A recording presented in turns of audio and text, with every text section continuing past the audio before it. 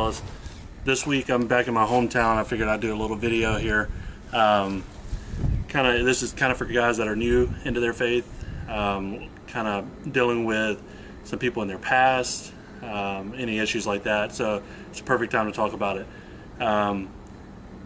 Whenever you start a journey like this, there's always going to be people from your past that want to question your motivation and all these other things, and you have to stand firm. In fact, whenever we first rededicated our life back to God, some of the first messages we got was, are we not going to hang out now? From friends that we've known forever or some recent friends. And our answer was simply no, that we are still going to hang out with them. And as a matter of fact, we'll be there that night.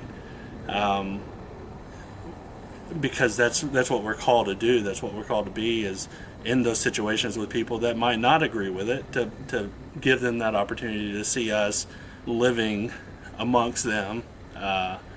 We're instructed to do that throughout the Bible. You'll see that where God doesn't want you to live in a bubble with just like-minded people. He wants you to live with people no matter what they're doing or who they are. Because you might be their only source of life. So being in a hometown like this is very prevalent that you see that. People, the common quote is, "Oh, so you think you're better," or things like that. And just smile and go with it. Just let them get that frustration off, because that's not on you. That's on them. That's on their heart that's convicting them of something.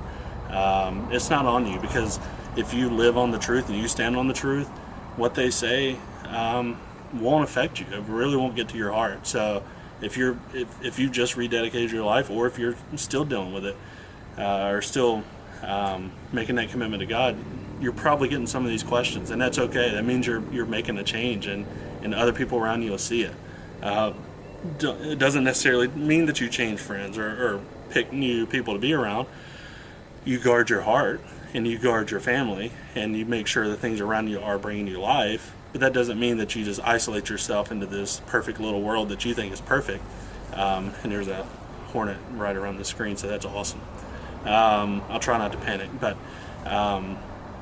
so you don't change those things. You stand firm in that, and you protect yourself. But be around people like that. Be around people that question you. Be around people that aren't sure about you, because like the last video, you're going to be that light for somebody at some point, and they need your help. And you know, it's part of it, unfortunately. People are going to question you, and that's fine. That's the best opportunity to witness to somebody, and the fact that they know your past is even more of a testimony of what God can do in their life, because they've seen you at your worst, or they've seen you make decisions that were not life in your family, and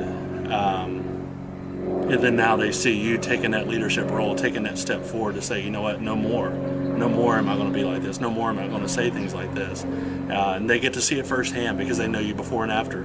Jesus and his disciples were not accepted in their amongst their old friends and amongst their hometowns. They dealt with the same thing we're going to deal with, because they knew them before. They were like, oh, I knew this guy, he was a fisherman before, he was a tax collector before. It's part of it. So stay with it. Don't give up. Let them question you. Answer them on the truth. Be faithful in that, and just stand in it, man. It's a storm. Stand in it. Don't doubt yourself. Don't let them question in their heart doubt yourself. So stay with it, fellas. Get after it.